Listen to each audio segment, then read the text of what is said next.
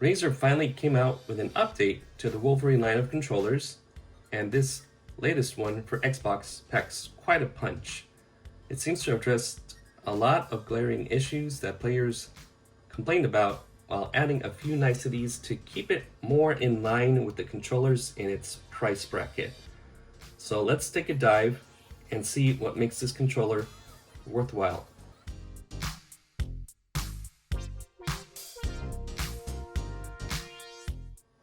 As you can see, the V3 has the standard Xbox layout while using Hall effect joysticks and having 4 rear buttons. On top, there are 6 shoulder buttons that can be remapped as button presses.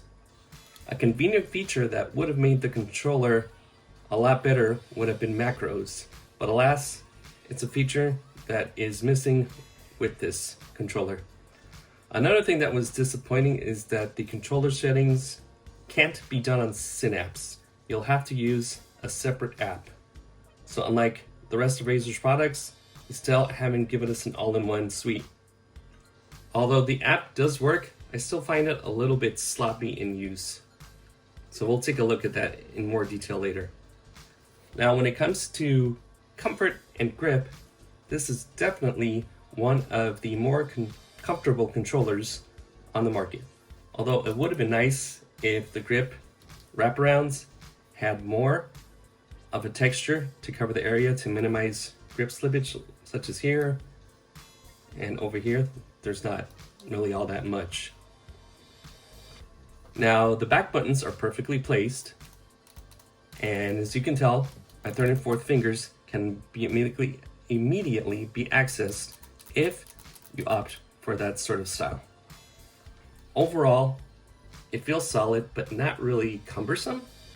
It has a bit of a weight to it, but it makes it feel more premium while also being comfortable for long play sessions.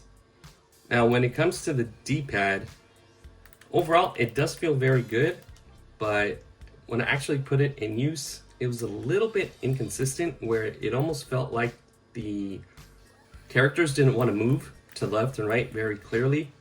I would say maybe 20-25% of the time that happened when I played any 2D fighting games.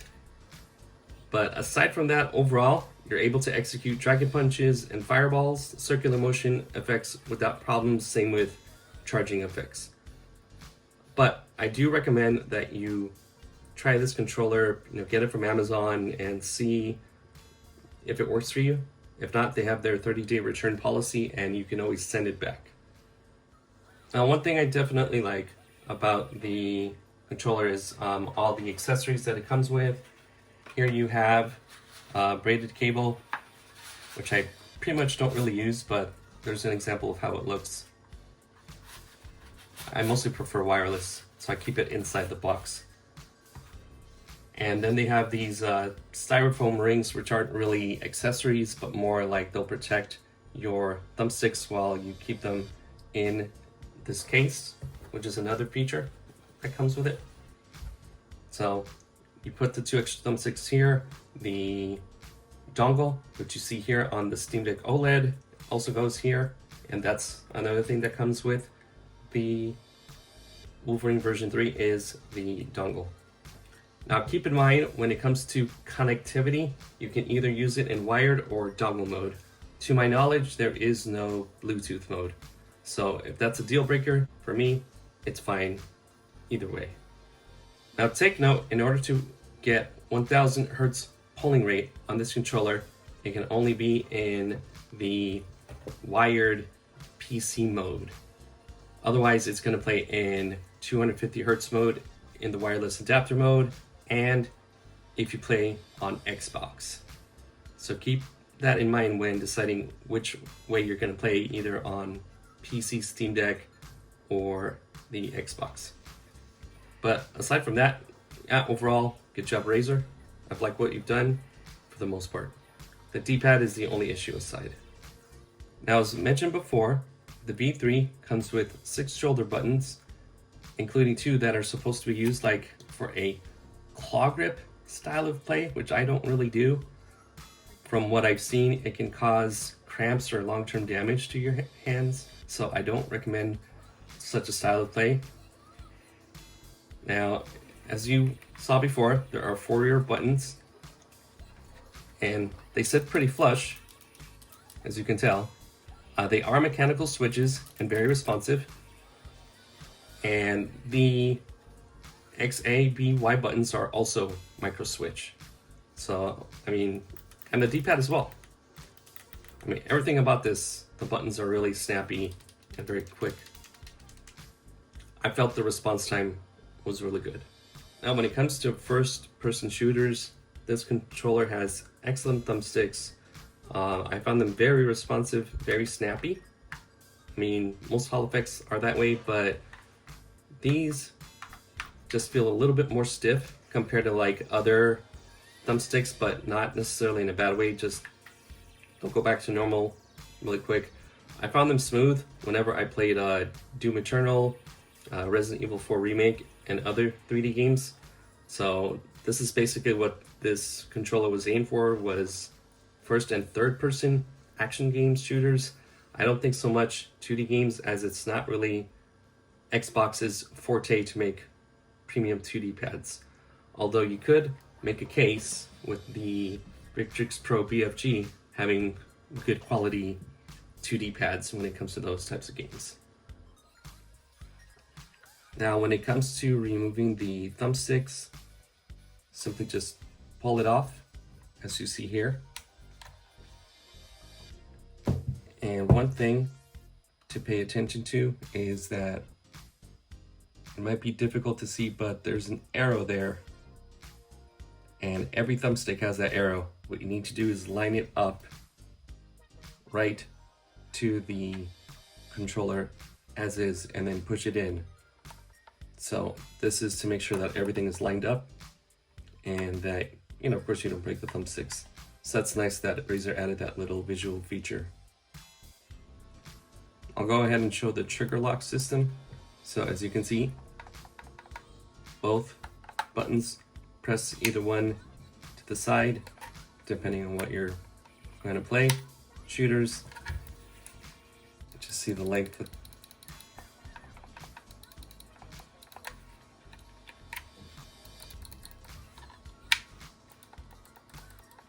just nice that they have this feature. Although unlike Victrix's Pro BFG, that one has 5 levels, but I really don't think you need more than 2. But hey, for some people, more is better. So on Razer's website, they state that the battery life is about 20 hours, which is half of the Xbox Elite 2 controller. I averaged about maybe 18 hours with the light off and the vibration on, and with both the battery and the light on, it was about, I would say, 15 hours, which I thought was pretty good. Now we'll go ahead and do some gameplay sampling.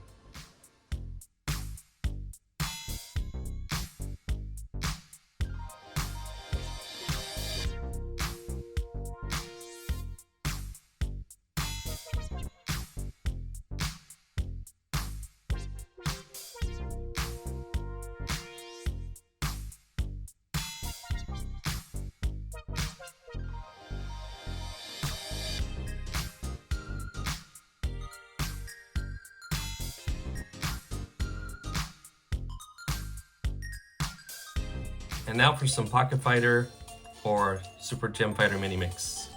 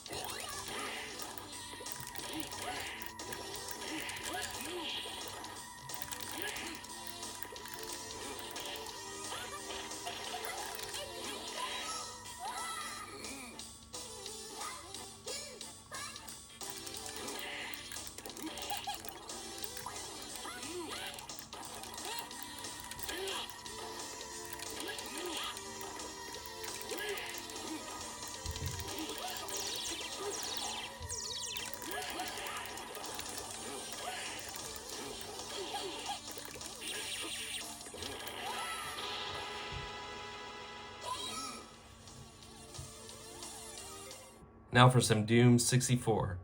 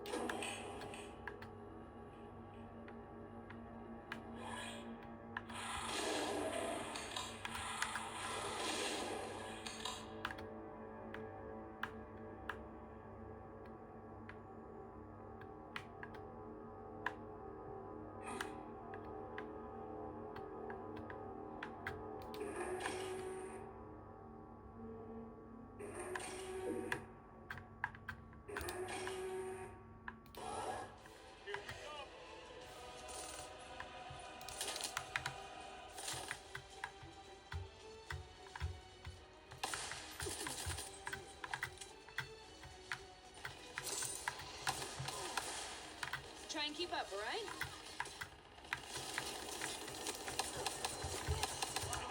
That technical's mine. Give me some cover fire.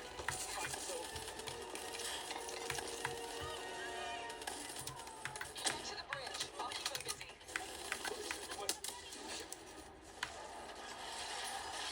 Ready's got you from here.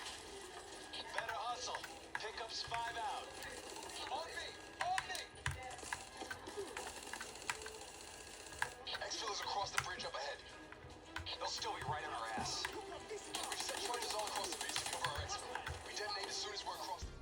Overall, when it comes to the V3, it comes with all the accessories you basically need for a pro controller. I definitely give it a good recommend, although the only thing preventing it from being a great recommendation is the 2D pad, but it could only, I would imagine, be my copy in particular. So keep that in mind. Your experience might be different.